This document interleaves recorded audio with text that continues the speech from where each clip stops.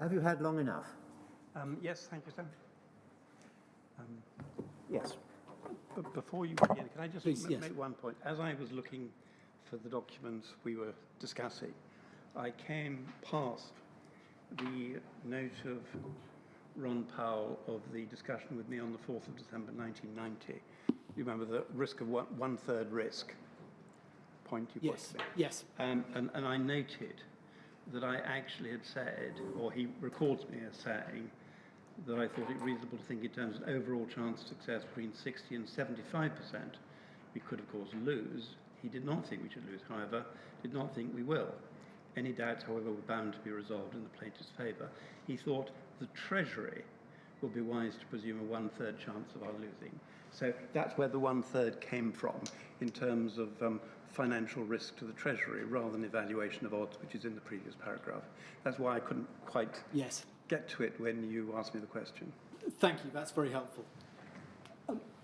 I just want to come back to the point that was raised just before the break about the clause, the term which didn't make it through to the final settlement, about the cut-off date for a diagnosis. Is that right? Yeah, let's just look at SCGV 40233_040.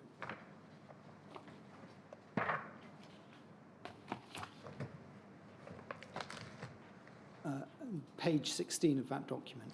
Sorry, can I see page 1? Page 1. Well, I think actually probably page 2 is more helpful, which shows the date. I just wonder. Oh, sorry, do you need the, for your paper copy? 22nd of 22nd of April.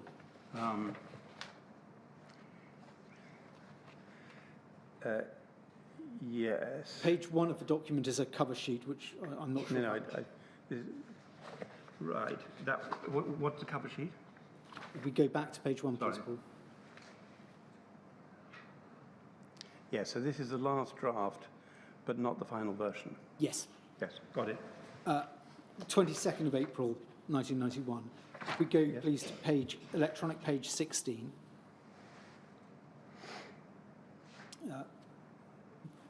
It's subclause 1, actually, sorry, back one page, please, Paul, electronic page 15. So the stem of paragraph 5 is that the plaintiffs will discontinue their action, except, and then two exceptions are given, firstly, for medical negligence cases, and secondly, that the stem won't prevent people bringing actions where, and if we go over to page 2, please, two conditions are set out. One, that the action is about something that has caused damage to such plaintiff which had not been diagnosed prior to the 13th of December 1990, and or two, the damage alleged does not include infection or the risk of infection by HIV and or the hepatitis viruses. Now, the second of those conditions remained in the final draft. Yes. The first of those conditions does not make it through to the final draft and is cut. Yes. Is that what you were referring to?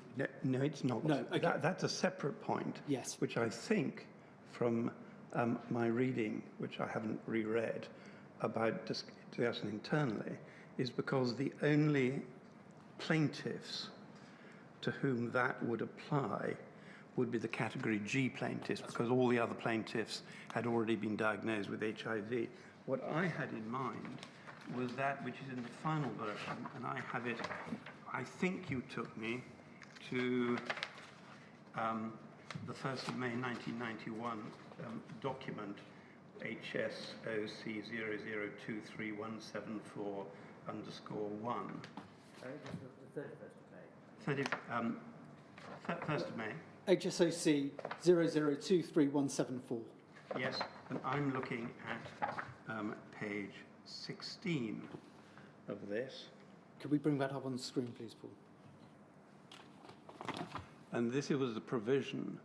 This would not obviously apply to plaintiffs because plaintiffs had already contracted HIV, but to haemophiliacs who by the 13th of December 1990 had not been tested and who upon first testing were found to be HIV positive and therefore eligible, and then spouses and so on, with a cut-off date of, I think, 5 years, 12 months from first becoming aware that they were HIV positive, or 5 years of 13th December 1990. So there was provision for those who became aware that they had been infected on first testing to claim whether or not the damage, whether or not the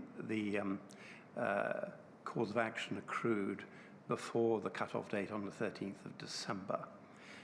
That did not include a provision for those who first contracted hepatitis after that date. And I think the thrust of your question is why is there this cut-off for hepatitis? Is that right? You better ask me the questions rather than me try and preempt them. The question that's behind this is that the litigation was brought in respect of damage caused by HIV. Yes. And the clause that you have just taken us to shows that people who are contract or find that they have contracted HIV after the date of the settlement can still bring themselves within the terms of it. But what people signing the undertaking were being asked to do was to waive claims for damages not just for HIV, but also for hepatitis. Yes. And the question, the fundamental question is, why was that?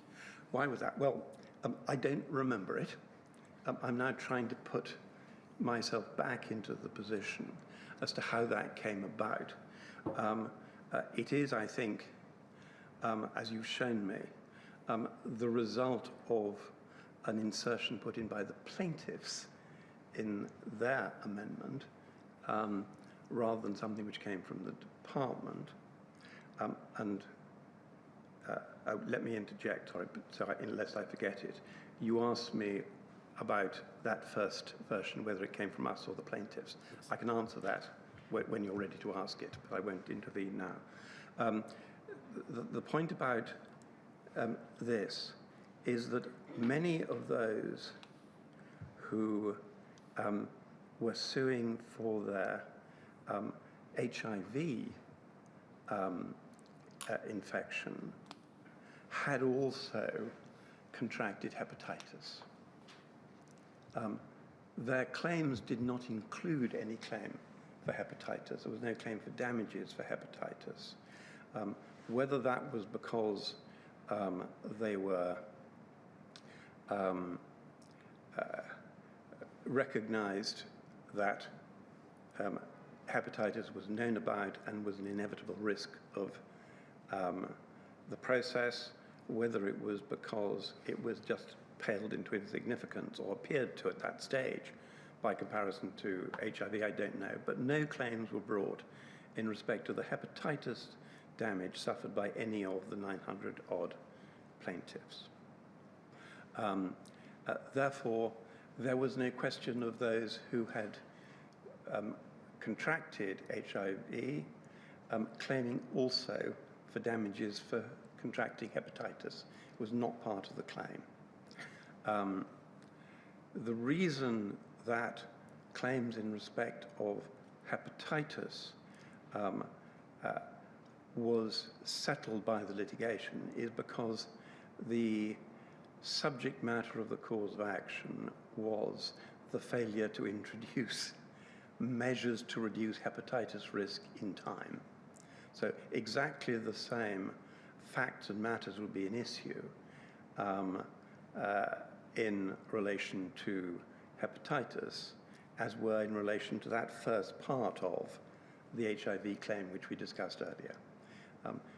By discontinuing if the claim had gone to judgment and had won or lost, those plaintiffs would not normally have been allowed to bring a fresh claim for hepatitis damage because it arose out of the same facts and matters. Therefore, that is damage they knew about. Therefore, it would have been caught by the discontinuance subject matter clause. as a result, by giving up the hepatitis claim, they were simply saying we will not revive that claim again. If they had brought a claim in respect of hepatitis, which I can see would be logical, and I can't now say why they didn't, then it would have been necessary for the government to decide, do we give compensation to cover the hepatitis damage separately from the HIV damage, or not? And what provisions do we make? The reason that I took you to the cutoff for at page 16 of that document 23174 is because that applied to non-plaintiffs because they contracted HIV. Now, I suppose if somebody had thought about it, they could have said, well, what about if somebody doesn't contract or contracts HIV but also suffers from hepatitis? Should they get compensation for the hepatitis element? Well, firstly, if they were to do so, it would put the non-plaintiffs in a better position than the plaintiffs who had decided not to claim for it. And secondly, in order to prove their hepatitis claim prior to December 2000, they would have had to run exactly the same arguments which were being run in this litigation, which the whole purpose of the settlement was to avoid. So I think that nobody thought about claims for hepatitis because they had never been brought.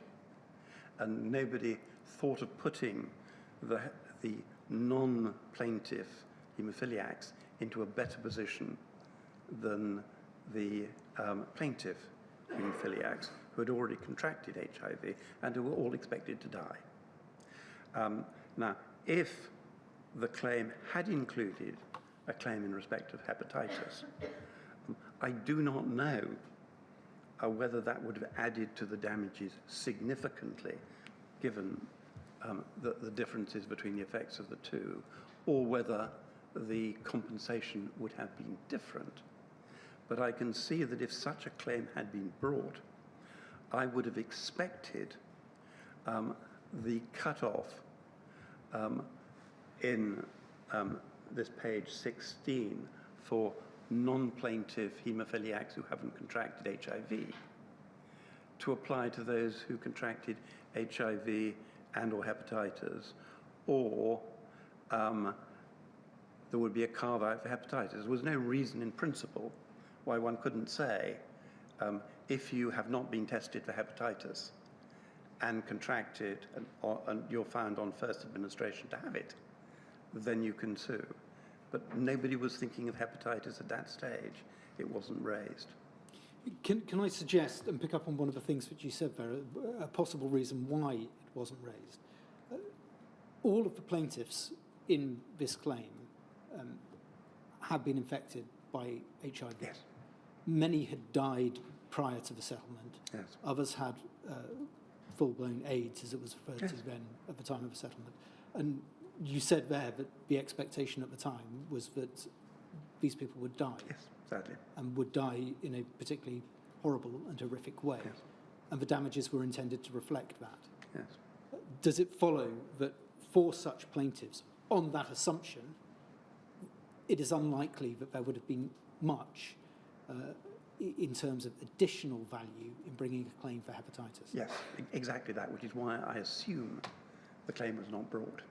But I can't tell because I didn't bring the claim. The plaintiffs did. And they understood that the reason for excluding hepatitis type claims was because they arose out of the same facts and matters, I assume. Otherwise, they wouldn't have introduced that amendment. In your statement, you say that this didn't appear to be a significant issue between the parties at the time. I won't take you to the documents, but just so they're on the record, DHSC 3036662_090 is a submission to the Secretary of State about the reasons why the settlement had taken some time to be achieved. Yes. And it raises various things, including the social security aspect, but it doesn't mention anything about hepatitis and the hepatitis waiver.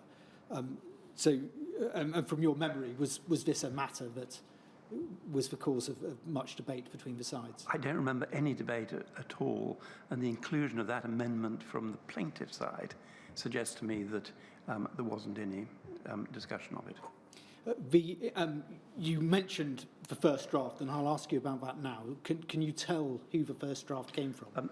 I think so. I mean, Would it help to go back to it? I found it because it was in, I think, the second lot of documents.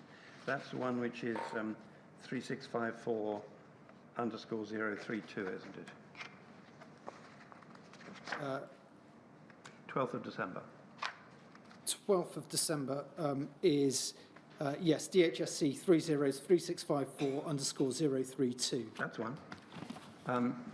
I see this comes from Ron Powell, 12th of December. And looking at the notes he made by the 12th of December, and the things which were crossed out in it, like, for example, on page 11, paragraph 9, which was one of the things asked for by the plaintiffs, which is government resolved to take all steps reasonably possible to give affected haemophiliacs and their affected intimates, as well as all others infected with AIDS, the best available treatment. That was crossed out. It doesn't look as though it is a Department of Health draft. I don't think I wrote this looking at all the wording. It's not my style. And I also note, if I go back, and I'm sorry to take you out of order here, but there is a comment further back. Yes. DHSC 0003655 _ 028, which is a memo of the 17th of December from Mr. Dobson.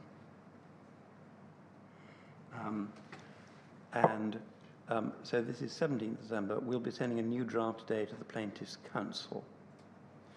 So, doing the best I can, I would have thought the first draft came from them, marked up by Mr. Powell, then further discussed, and I was then instructed to send a draft back to the Plaintiffs' Counsel with some changes in it. So that is the best I can do, but I don't think it was my draft, and it doesn't look like a departmental draft. It would follow then that if it was the plaintiffs who put the first draft forward, that included a fairly broad term for what was being waived. That was refined through the different drafts in a process of consultation and discussion between plaintiffs and defendants. And the specific wording about hepatitis was introduced by the plaintiffs to further refine what had been a broad clause into a more narrow one. Yes, I mean, it was too broad to begin with, but that's because the main goal for the plaintiffs, I think, was to get the settlement for these individuals who were sadly, dying day by day. I think the refinements may have been part of the provision with the cut-off date, because, of course, it does not settle any cause of action accruing after December 1990, whereas I think the original version would settle all claims of all sorts, including claims in relation to factor aid administered after December 1990. So just standing back from that, as I understand it, somebody who contracted hepatitis C as a result of administration of this after December 1990 could still bring a claim if they wish to do so. Yes. I'm sorry, I hope that's helpful. That's all I could recollect, and I'll now put away the files. It is extremely helpful. Thank you very much. One point that follows on from that, and there'll be an opportunity for all call participants to make submissions about this in due course. Of course. I won't trouble you with those submissions. But one point that follows from that is that it seems to have been, if I may put it this way, something of a working assumption that hepatitis claims would be waived during this process. That if that was done on the basis of an expectation that the plaintiffs would die fairly quickly of HIV-related illnesses, then the thing that wasn't factored in was the possibility that the plaintiffs may survive for an extended period to such an extent that HIV may have a greater impact on their life.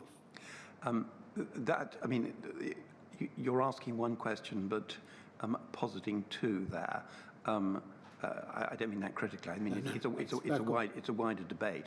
I completely agree that if we had known then that with the advent of experimental treatment, those who became HIV positive would have an extended period of life, perhaps indefinite. And as we know, many have survived for 30 more and more years because of these treatments. Then it would have made a difference to everybody's perception of the appropriate compensation, both by way of full damages if they were to succeed, and by way of compensation on this kind of scheme, for two reasons and in two opposite directions. Firstly, there was not the inevitability of early death in a terrible manner. But secondly, there was the long-lasting effect of having to go through experimental treatment and continuing treatment in addition to the treatment for haemophilia. Now, I have not sought to analyze, and none of us did at the time, whether the removal of the certainty of death, but the addition of many years of suffering as HIV positive would increase, decrease, or leave the same the level of damages. But it would certainly have been approached in a different manner. Equally, and this is a hidden bit of the question, if at this stage from recollection, hepatitis C was still called non-A, non-B, there was no reliable test, so it is said, and there may be debate about this, I don't know, I haven't studied it, but no test which was generally admitted as reliable for hepatitis C till I think about 1991. It is entirely possible that the plaintiffs themselves would have said hepatitis C is much more serious than other forms of hepatitis, therefore there is an incremental form of damages, and because there is a longer lifespan, that could get worse and could become more serious, therefore we'll include a claim for it. So those two elements were missing, both in each side's thinking and in the formulation and settlement of the claim. So what's actually happened is different to what everybody expected when that settlement was proposed, agreed and made. Of course, you had to act upon the knowledge that you had at the time. Yes. But the fact that that settlement was made in 1991, at that level of knowledge, wouldn't have prevented a government from making further payments later on when knowledge changed, would it? Nothing prevents the government from doing things which are lawful at any stage when it's lawful for them to do so. It's not a matter for me as a lawyer to comment on what they could have done. I agree that it is at least a matter which could have been and still could be envisaged by government, that because of that longer lifespan and those changes, some changes should be made. But I think it would be wrong to assume that damages in terms of general damages, I don't mean special damages for loss of earnings and other expenses, which I don't know enough about, but I think it would be wrong to assume that damages for long-lasting suffering with treatment, difficult, intrusive and so on, to control the HIV positive virus would attract greater damages or significantly greater damages and death. I haven't looked at it, but I couldn't say immediately, yes, that makes a very big difference to it. If you take, by way of contrast, something I know more about, which is CJD and variant CJD, which, when it is contracted, is invariably fatal over a relatively short period of time because of the special needs of somebody who suffers from it. If their life expectancy was going to be 5 years rather than 6 months, that would have made a significant difference, in my view, to the level of damages. And that's probably about as far as I can usefully say, and I can't comment on what the government could or should have done after the change in knowledge.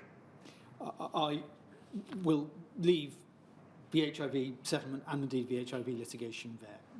We'll move on to a short section on the Hcv litigation.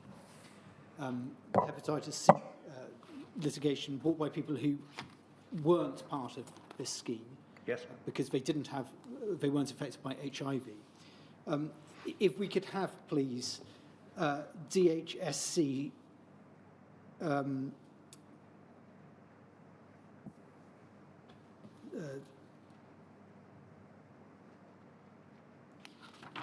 actually, sorry, we could go to WITN 5426076.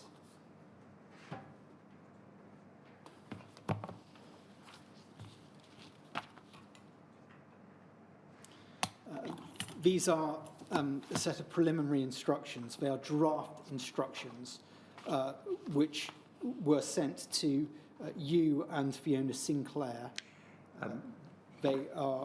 We know from other papers that they were sent in or around April 1996.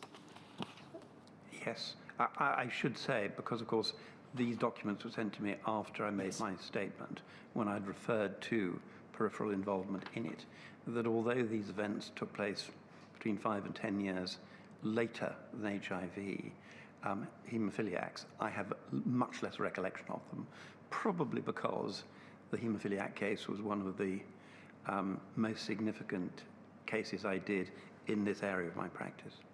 But I just don't remember this at all well. As we will see from the documents, it may be that your involvement was really quite limited, as you say, peripheral to it. The instructions are to, if we go to page 2, to draft a defence in response to a statement of claim which has been brought by an individual who has contracted hepatitis C through the use of blood products. The second and third elements of the instructions, which are annotated with the words later and in due course, are to advise in writing about general liability and about liability in public law if a compensation scheme or payment scheme was not set up. Do you know if you did ever provide those general advices? Common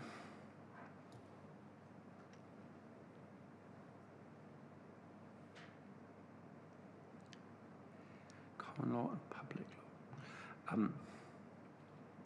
I don't know. This is 1996, so this is right in the middle of the human growth hormone litigation, when we also had the first case of variant CJD, which was actually announced whilst I was calling either Professor Ironside or Dr. Will, the two Glasgow scientists or Edinburgh scientists who were at the forefront. And so we were very much looking at that. I did give some advice in relation to blood and blood products at some stage. I just don't recollect. Again, it was something on the edges of my practice at the time. If we, I won't go through the details of these instructions, but there is one point I'd like to pick up from page 7, paragraph 22. What is written there is, as counsel will have noticed, the statement of claim has been in effect lifted from the re-amended main statement of claim from the HIV litigation. would that seem to suggest that, as you said earlier, hepatitis claims were going to be going over the same facts that have been Yes. raised in the HIV litigation? Yes. If we could then please go forward in time to 2000. The inquiry saw some of these documents yesterday, so I won't go through them in detail. They have been provided to you, and I stress they were provided to you after you provided your written statement, which is why they're not referred to there. But we know that you were instructed for a conference on the 3rd of March 2000 to advise about some documents that appeared to have been missing Yes. during the disclosure exercise in the hepatitis C. I'm going to take you to a submission to the Permanent Secretary, which followed that conference and which gives a summary of the advice there. WITN 6955032.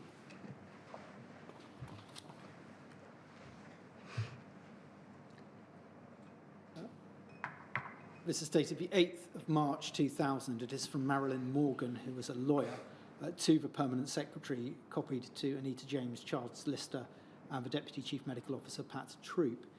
Again, this document was raised yesterday, so I'm not going to go through it in detail. But on page 1, it refers to the two types of hepatitis C claims. The first type were claims from people with haemophilia, and we've seen an example of one of those claims from 1996. Yes. It says the department has on its book 9 cases which were presently stayed. The second type of claim were claims from patients with blood transfusions, and that led to the litigation known as A and others against National Blood Authority. The Department of Health wasn't a party to that litigation, but was asked to provide disclosure, which is how the identification of the missing documents came to be noticed. If we could go, please, to page 2. Paragraph 2, first of all, it says, at a time in the mid-1990s when the department thought it was going to be a major party in the litigation, leading counsel Justin Fenwick QC advised us to be prepared. And it goes on to describe the steps that were taken. So it appears that you gave some kind of advice in the mid-90s about getting ready for this litigation. Yes, I mean, document retention, document gathering, I imagine.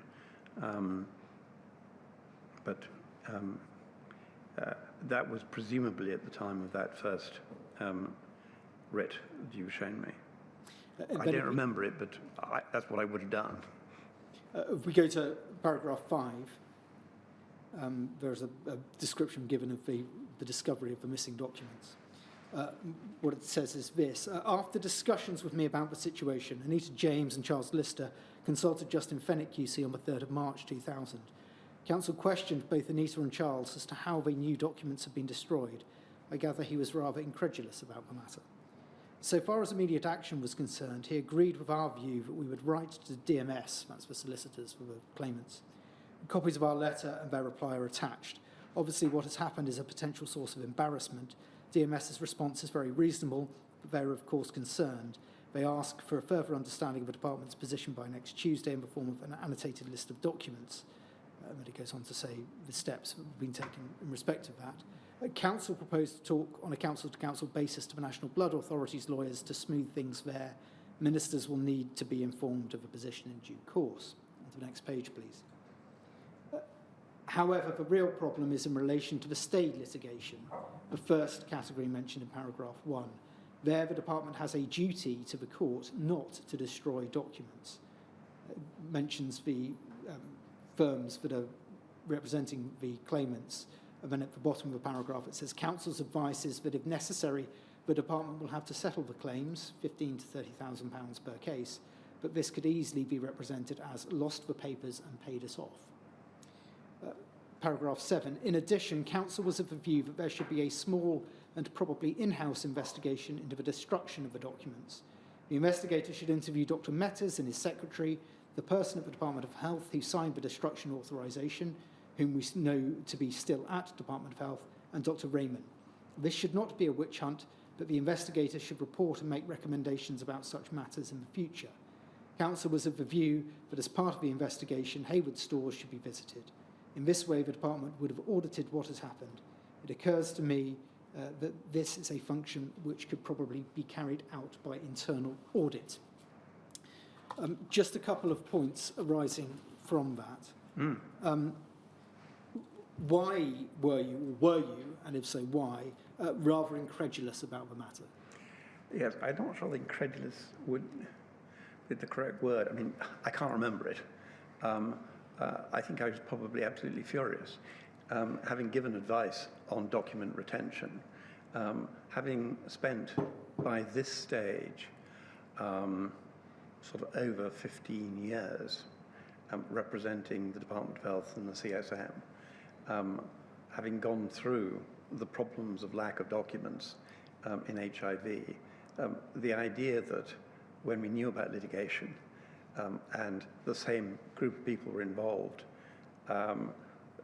they should have allowed documents to go missing was intensely frustrating. And I think I made it known how cross I was about it, because, not from my point of view, but from the point of view of the department. So it's not incredulous that I didn't believe what they were saying. It's just, how can this possibly have been allowed to happen? The inquiry that you recommended, it's described as being a small and probably in-house investigation. Was there any reason why it would have been an in-house investigation? Yes. I think the main objective, as I saw it, was actually to find out what had happened, to see if there was some stone which hadn't been turned over, which might lead to some results. Make sure that people actually gave an accurate and full account, and make sure that steps were taken to prevent it happening again. I'd already advised that both ministers and the plaintiff's solicitors should be told about it, so there was no question of a cover-up. But my view was that if you have a relatively low-key inquiry, you're more likely to get to the truth and be able to do something about it. I think I'm right in saying that both Dr. Raymond and Dr. Metters had retired by that stage, so there was not much you could do about that. But if you put an inquiry and you make it too major, then people will tend to clam up, they become very defensive, and you don't get the answers you want. If, of course, that low-key inquiry had discovered wrongdoing by somebody, as opposed to chaos, then the fact that it was a low-key internal inquiry wouldn't mean that you then brushed it under the carpet. But the best way of getting the answer is to approach things in a relatively low-key way. That was my view. It was not a matter of go in all thunder and say, who's done this? Heads must roll. It was, let's find out what's happening. Let's see if we can't find out whether they're, because very often, I mean, documents turn up. I was dealing with a case only last week where documents which were thought to have been missing for many years turned up halfway through a trial. So this kind of investigation is intended to try and get to the truth and find the documents, as opposed to have a witch hunt. But it would involve, would it not, going to the individuals concerned and trying to find out what went wrong? I assume so. Certainly that's what I expected to happen. Were you consulted about the terms of reference and how it was going to be done, or did you just give the general advice that there should be some form of inquiry? I don't know. I don't know if I had a junior. I think at this stage I was just out of tobacco and into variant CJD and BSE. So this was, and a growing commercial practice as well. So I doubt I would have done much more. I might have done, they may have been to see me if they'd asked me. Certainly if I'd been asked about terms of reference and anything else, I think I would have said, you've got to talk so far as you can to the individuals concerned. And then you talk to the secretaries, and then you talk to the people who run the warehouse, and so on. I don't know. Sorry, do you know whether you were told the name of the person who signed the destruction authorization? I don't know, but you may be able to tell me if I was. I can't tell you if you were. And I think it makes my next question of whether you can remember that name redundant. Yes. Now, and I don't think there's anything in the documents you kindly sent me which, I did read the witness statement of Anita James, who was a very careful and cautious departmental lawyer, and I vaguely remember that she said something about it at the time, but she may not have mentioned it. But that's the only source I have, therefore, is my reading of documents you've got. In terms of the claims that have been stayed by people with haemophilia against the Department of Health, Yes. do you know if the court were informed about the loss and destruction of the documents?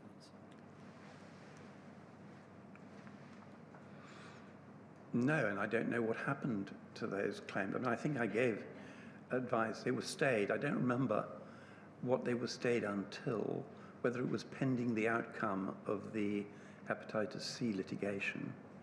And I don't know, I mean, I have no idea what happened to them at all, but clearly, if they were stayed, they must have been stayed for a reason and for a purpose. And at some stage, somebody must deal with that. But I don't recollect why claims were stayed, I'm afraid. If there's any document you can show me, I'll try and do my best. There is none. A final point on this, if we could have the document back on screen, please, Paul. Page 3 of the document. You appear to have advised that 4 people in particular be interviewed. Dr. Metters, and we can see written in handwriting as well, Dr. Metters, his secretary, the person at the DH who signed the destruction authorization, and Dr. Raymond. We know that the missing or destroyed files include both the registered file and the files that have been in Dr. Metters' possession and in his office. By referring to those 4 people, am I right to conclude that your suggestion was that the investigation should look at both sets of destruction or loss, both Dr. Metters' files and the registered files? Yes, I don't know why, because I can't remember. But if there were 2 sources of documents, it was plainly important to look at both in order to see if between the 2 they could be put together. I note that from one of the documents you sent me, that I was asked if I had any old papers, and I produced some photocopied papers. By then the photocopier was better than it had been in the 80s. And I had some papers which filled in some gaps. So by going to both, you increase the chances of finding them. And obviously, if there has been destruction, you want to know why both sets have been destroyed, and if there's a good reason for one or other or both. Final question on this, and indeed the final question for now.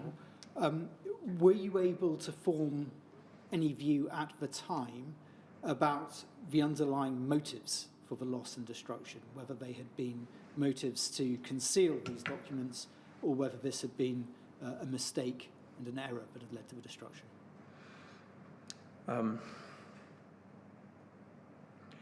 I don't think so. I think, I mean, I do a lot of audit work, and there's a moment when the auditor's job turns from being watchdog into bloodhound. And I think at this stage I was probably thinking we need to be a bit of a bloodhound here rather than a watchdog. This sort of destruction requires an explanation.